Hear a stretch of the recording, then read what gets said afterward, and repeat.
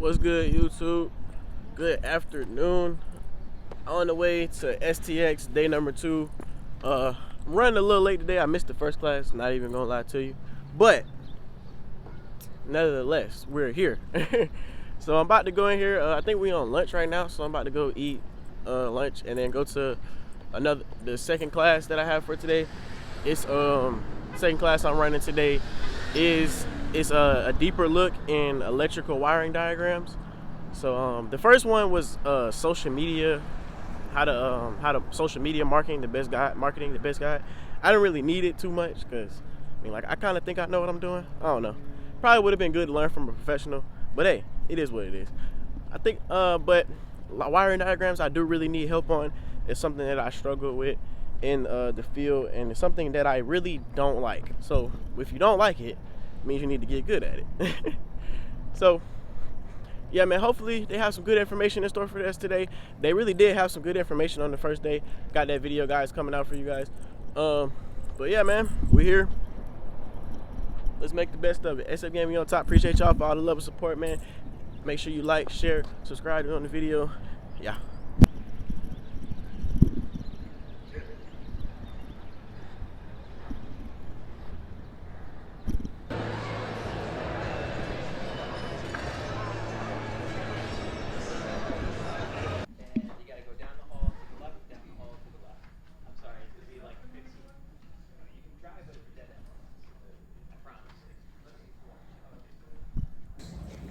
What the symbols are in the wiring diagrams.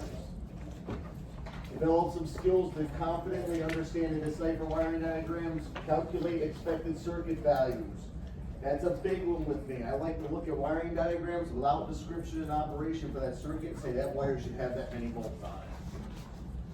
If you've ever taken a Keith Perkins class, he has a fantastic saying that I absolutely love. If you're probing a wire and you don't know what you should be seeing on that wire, you've already lost the battle. Okay, if you stick your meter in a wire, you should already know what you should be seeing on that meter. If you don't know what you should be seeing on the meter before you probe that, you've lost the battle. What good is it to test something if you don't know what the results are supposed to be? Identify and describe the operation of several items will be found on an automotive circuit board. This is back when I was a kid. This is the wiring diagrams we had to work with. Black and white things. Everybody's like, oh, the good old days. I don't know about the good old days. These wiring diagrams are rough. Look at these things go through pass-through connectors. There's no numbers on them. You can't locate where anything is. If you're around for a while, this is a 68 Oldsmobile seat switch diagram. Do you know why the Oldsmobile only had the relay and not everybody else in the GM? And the old timers like me here realize why that's like that? Because the seat was bigger than an Oldsmobile. You ran all that current through the switch, it would burn up the switch. Then we moved into this. You got a much better, cleaner wiring diagram now. Yeah, there's a lot more going on, a lot more pages, but they do a good job of giving us a lot more information.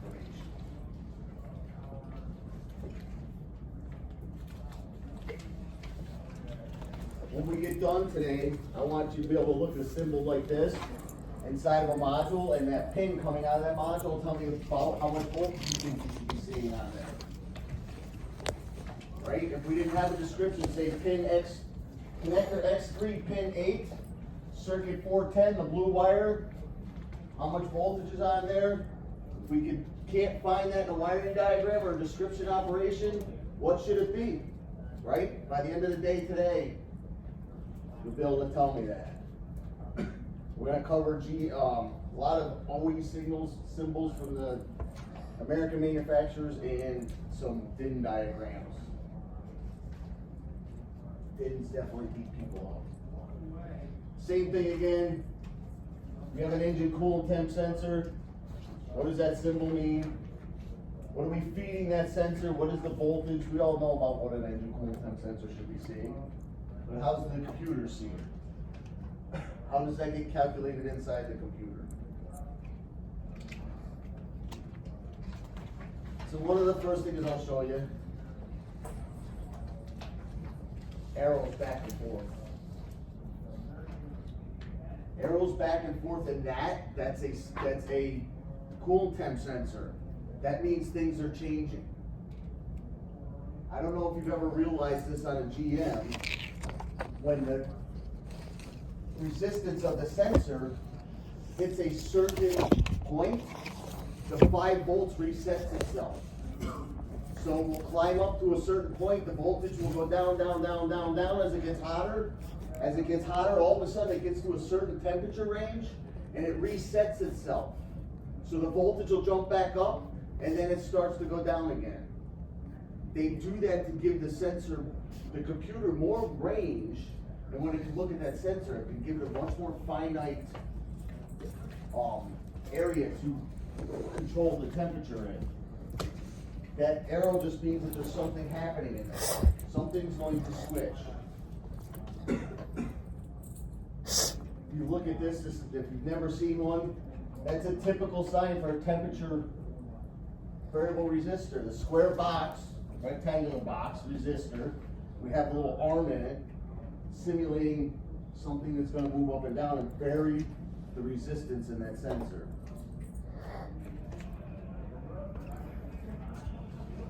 So we'll look at some more of these. If you look at these, you get blown away. What is all this stuff? Why is that a resistor to ground? What is that going to report?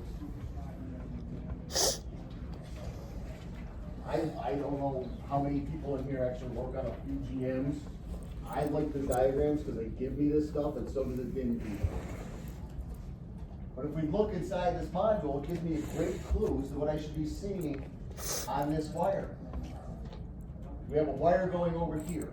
Anybody know what that wire going over to the left is for? You want to take a guess?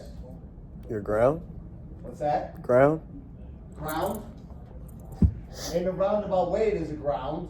That's the actual wire that the computer is looking at to determine the resistance in the sensor to read the resistance and calculate the temperature. Or look at the brake pedal position sensor. It's looking at, that's the return into the computer. How this circuit works. This is the feed for the sensor. We give it a path to ground through this resistor. And out of this resistor comes what? Power or ground. The resistor's going to ground. Out here we expect to see Power.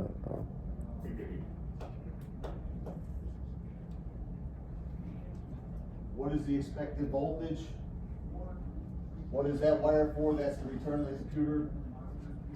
Let me show you how that circuit works with the computer. And we'll understand much farther along as we go. We'll understand voltage drop pretty well.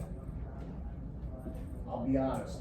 I work on the ASE test questions for the Renewal app, and the most missed questions on the electrical test are anything to do with voltage drop. So let me take 2 seconds, and let's talk about calculating resistance.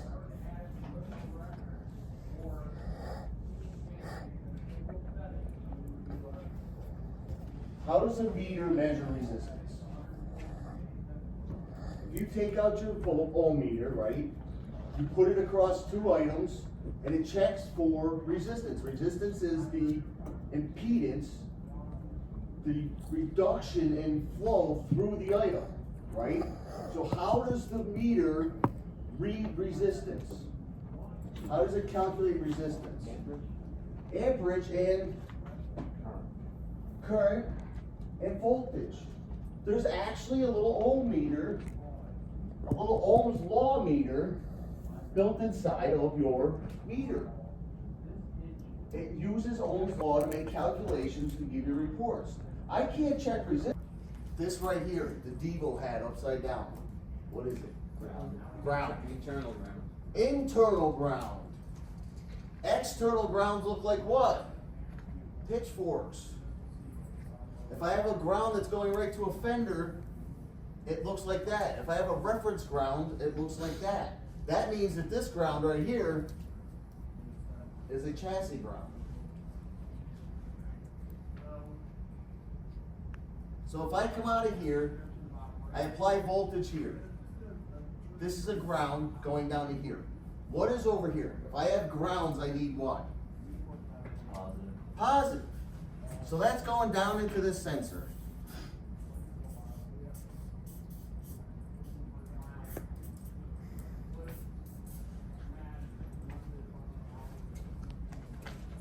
This is a ground through here to there. How am I going to measure the voltage over here? Right? We just talked about the meter. Does the meter actually measure the resistance of this component, or does it send out a voltage and measure the resistance? Sends out a voltage. In order to measure the resistor that's inside of the sensor, it has to send out voltage. In order to determine the voltage, it has to have a known value for the voltage drop. So if it has a 10 ohm resistor here,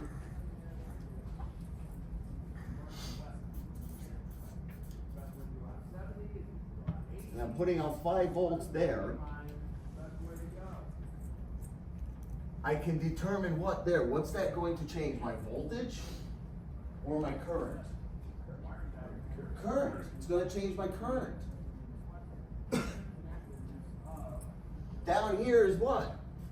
The sensor inside of the component we're reading. Is that wired in parallel to this? Or series? So they're both getting supplied from the same source, right? If they're both getting supplied from the same source, they both have source voltage available to them, but they're both going to 2 different items, that is in parallel. So inside that box, we have something in parallel wired to that 5 volt reference, going up to a ground here, through a resistor. This is an unknown down here. If I vary the resistance in here, that's going to change my current and my voltage. If I make this 10 ohms, who remembers how to do calculations in parallel circuits real quick? If I have 2 10 ohm resistors in a circuit, 5 ohms, right? Bear with me for a minute. I have a 10 ohm and a 10 ohm equals 5, because in a parallel circuit, our total circuit resistance has to be less than the lowest resistor. So total circuit resistance is 5 ohms. I have 5 volts. How many amps? 1 amp. If somebody moves the pedal in there and this now becomes 20 ohms, what is my total circuit resistance? So I have a 20 and I have a 10. What is my total circuit resistance? 30. Remember, in a parallel circuit, the total circuit resistance has to be less than the lowest resistor. Bear with me for a minute, the computer's working here. So we have 20 ohms of resistance in the sensor now because somebody moved the pedal. We have our fixed 10 ohm resistor up here. That gives us a total of 15 ohms of resistance, right? No. 20 and 10, how do we figure that out? It has to be less than 10, right?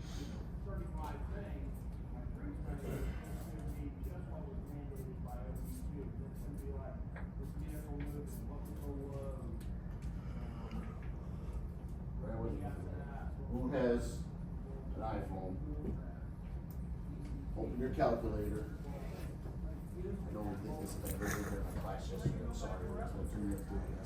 But open your calculator. Do that. You now have a scientific calculator. That's a look I usually get like, what the? I never knew that.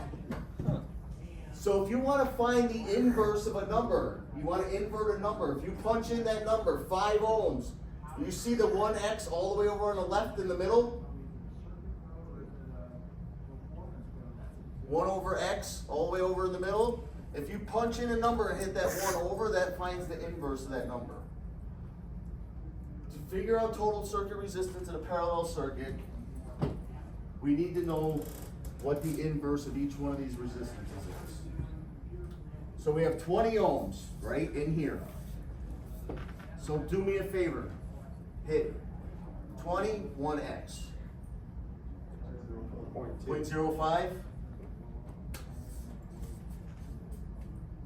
We have 10 ohms.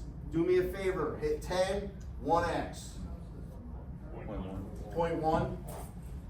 We add those together, what do we get? 0.15. Do this one more time. 0.15, 1 over x. 6.66. That's cool, I'm an Iron Maiden fan. 6.6 what? Ohms. Is that less than 10? So we probably did our calculation what? Correctly. So if we have 6.6 ohms and 5 volts, what's our current now? 5 volts, 6.6.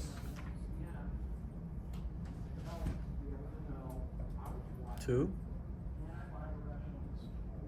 5 volts divided by 6.6. Oh.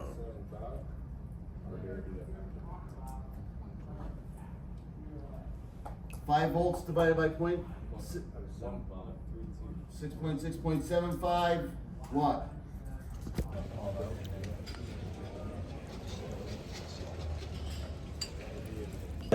We had one location, and now we have 321. And so we basically have certainly built the company up. But the important thing is just goes to show you the opportunity. You know, this industry is basically vibrant, it's growing, the potential is greater than I've ever seen. And I'll just say this, you had a chance, how many of you got a chance to go into some of those classes that are being held out there? I think most of you, right? And so for myself, going around looking at that, the diversity of jobs and the knowledge and the technical know-how, all of those things to me has basically never been greater than I've seen it in the history that I've been associated with the automotive sector. And to me, that means that there are great potential in jobs. You know, we talk about electrification, right? We all know all about that, right? But think about ADAS. You know, ADAS, calibration, all those things that are going on there.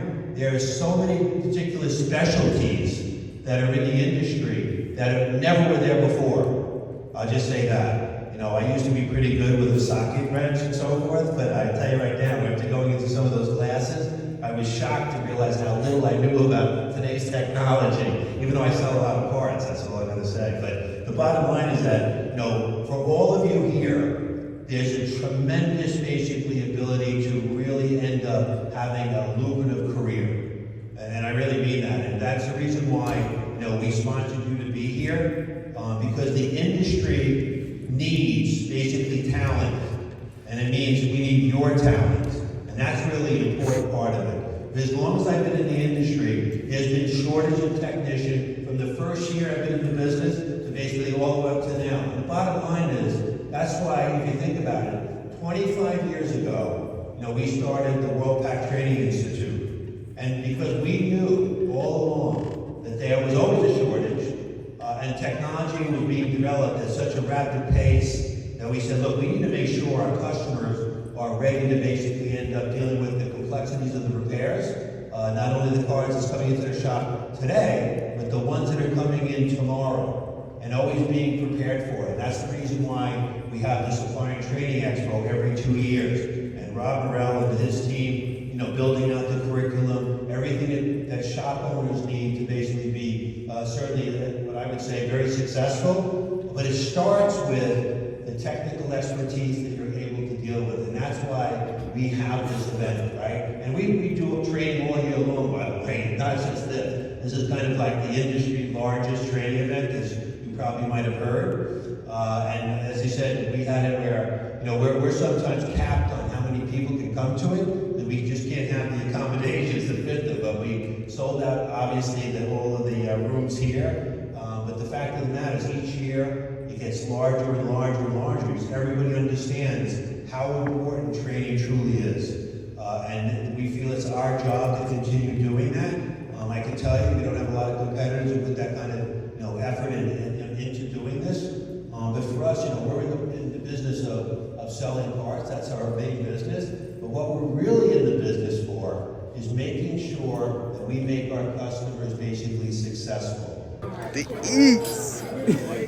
Oh, they got the fried chicken for the black niggas, for the black folks. Oh my. Big bag, big bag, big bag, big bag. All of us that's loaded up.